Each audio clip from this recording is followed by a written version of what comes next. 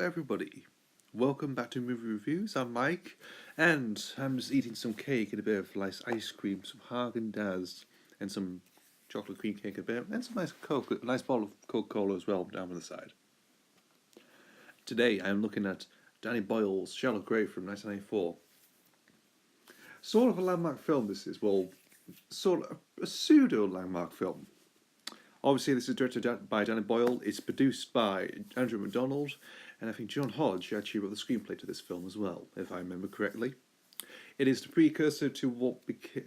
It's sort of like the precursor to their success, in which Trainspotting came out in 1996. This came out in 1994. Well, late 1994, then released throughout 1995,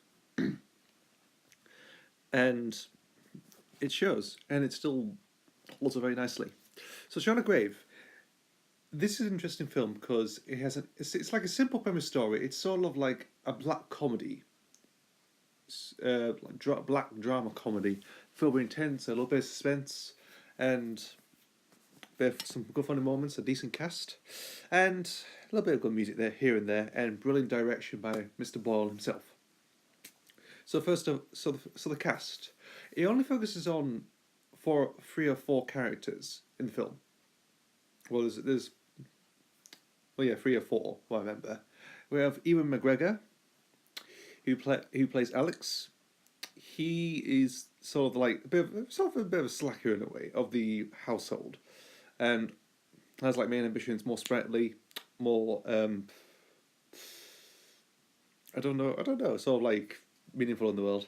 You've got Christopher Eccleston, who plays David. I think it's David. Yep, who plays an accountant. He's sort of the straight-laced, more disciplined member of the household, who basically goes by the book and basically doesn't tie any knots, if I'm right.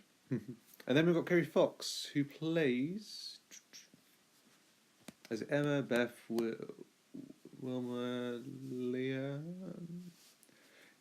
Oh, I just looked at the name, but I can't remember the name now. God. I forgot their names. Oh, have I? Yeah, I forgot. No, I haven't yet. So I can't remember what Kerry Fox's character is, but she's the girlfriend of David, and obviously she's been sort of like, I don't know, sort of like a bit of a middle. She is, she's ever so like sophisticated, but also a bit loose. If you know what I mean. We've got the amazing Keith Allen, who plays Hugo, only in the beginning of the film. And he is the newly fourth flatmate of the household. And who actually kills himself, or accidentally overdoses himself at the beginning of the film. Obviously, Keith Allen is very familiar with people. If you're in Britain, you remember the Comic Strip Presents. He was in a few of the sketches that I did throughout the years, and obviously he's been going. I think he's been coming in and out of stuff recently. Doing different parts, like comedies and dramas, and a couple of films that he's been in. So he's been alright. And then we've got Ken Stott. Ken Stott. Everyone remembers him from Blue Murder. Not Blue Murder.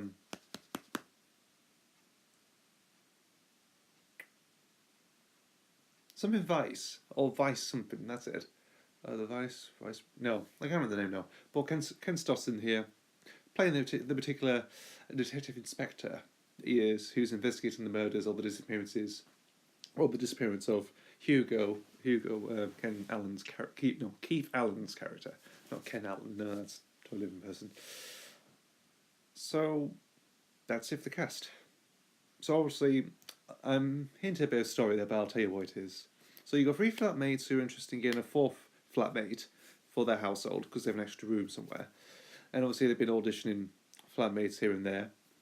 And one of them actually turned out to be Hugo, played by Keith Allen. He arrives and obviously is a bit suspicious, but they sort of let him anyway and let him join the household. He gets keys to his room, but after that he never comes out. You never see him pop out or interact with the rest of the characters.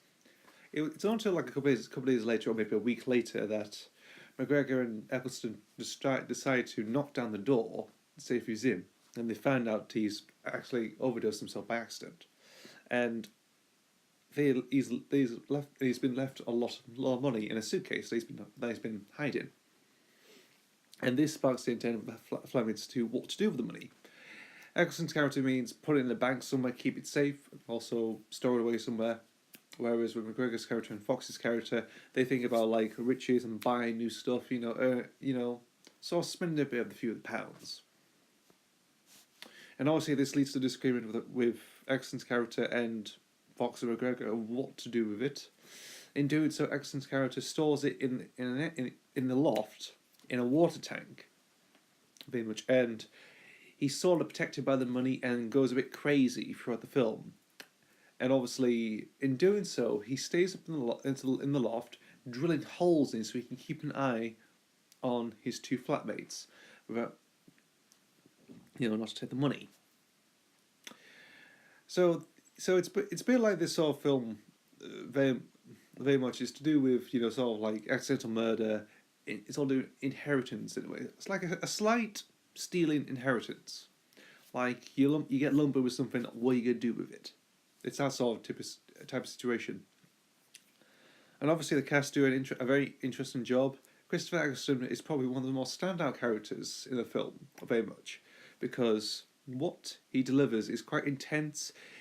It's quite straight-laced first, but he sort of unravels. His character unravels into sort of like something dangerous, protective, quite sinister in a way. Like you don't know what he might do because of what's the events are going on. It's sort of shaking him a little bit, and obviously his personality changed for a bit, if you know what I mean.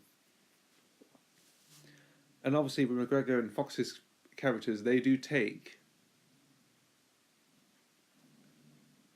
Quiet, dogs! Dogs! That's enough! Excuse the dogs. Barking away. Neighbours. Again. So after all, what was I saying? Oh yeah, about the characters. So Kerry Fox and McGregor's characters, they're sort of are like pawns in a game. They are. So they're sort of in this sort of situation of like, what are they going to do? Are they going to leave? Are they going to even murder their own flatmate who's gone crazy and protecting a lot of money, or let the flatmate punish them and kill them in cold blood? It's that sort of thing. And it sort of works nicely. I think the three of them in one situation, in one room, under one roof, it works fantastically. I mean, they do a splendid job. It's like a claustrophobic type of situation, which is interesting. Yeah. And obviously the visual design, well, how it's shot, it's very nice. Danny Boyle's type, it's not... When you think of Danny Boyle's type of shooting, you think of like trippy hallucinations and type of visual imagery. You don't really get that in this film. Not like in Trainspotting or T2 Trainspotting, or maybe like The Beach, or 28 Days Later, or Sunshine. It's not really there in the moment. It's like a simple basic film that he's done. It's sort of shot in different angles, and it's just the story that unfolds. The script, the screenplay, that's how it works. It's just how the actors are directed, how they're presented in this film. It's perfect. What else is on? What should I tell you? What should I tell you else? The soundtrack. Now, I've only checked out that there's only 4 tracks, very much. I think well, the score itself is done by John Murphy, if I'm right. I think it is. I don't know. I never really checked the score very much, but it all works now and again. It's sort of like simple orchestral type of music, very simple film music that sort of works well in different environments, if you know the sort of thriller aspect of it. The only thing I've managed to check out is the soundtrack of what the songs are included. There's only 2. 2 by Lettsfield, The Tartax Shallow Grave, and I can't remember the other name now, but there's that, and two others, one by Nina Simone and one by Andy Williams. Quite an odd choice, but it's perfectly fine. It sort of works alright. Excuse me. And obviously,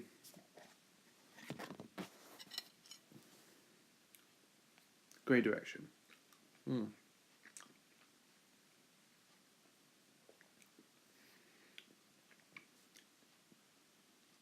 Speaking of like direction and characters, think of it. Well, so we skip back to 1994. At this time, Ewan McGregor wasn't well known at this time, very much. It's all like new young actor. They might have played in the theatre now and again. Maybe appeared in TV, obviously, and then hooked onto this film, and then how well a success after with this, especially with Trainspotting in 1996, he hit it big. Kerry Fox, I don't know much about Kerry Fox really, but she's sort of slightly elusive. No, I don't know because I never really seen her and stuff, so I'm not really sure her character. But Christopher Eccleston, interesting thing about this one. So in 1994, obviously, it was in the previous year he starred in Jim McGovern's Cracker, which he played David Bilborough. And obviously, in the beginning of 1994 and the beginning of the second series, his character got killed. Mainly because he felt that his character, well, he was sort of like in the shadow of Robert Coltrane very much. And obviously, he wasn't finding it quite funny anymore, so he just left after his leave. And obviously, he came on board this film very much. And that sort of gained him some well-worked success.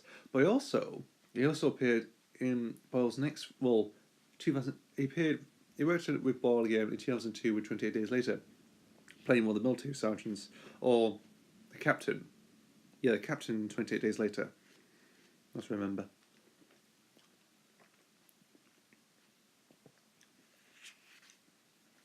It's just some little nonsensical trivia. He says, "Sorry, I'm just enjoying this ice cream."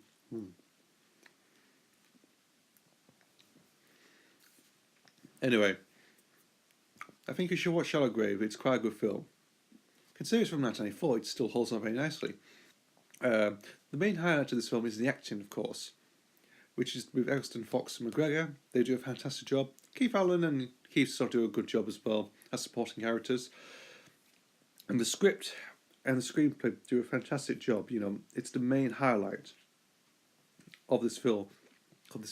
Danny Boyle does a good job as well. You know, directing, of course, and the music's okay in this film, which is not bad. So anyway, Shallow Grave. Would I recommend this? I would do, yes. Try and watch his. If you're into getting into Danny Boyle's films, maybe watch his best known films first. So Trainspotting first, then maybe Sunshine, 28 Days Later, and maybe come back to this one as well because it's sort of early. It's very good. It's a little precursor of what has. It's a precursor of what's to come. Anyway. Anyway, that's Shallow Grave from 1994, directed by the famous Danny Boyle. And I'll see you for the next review.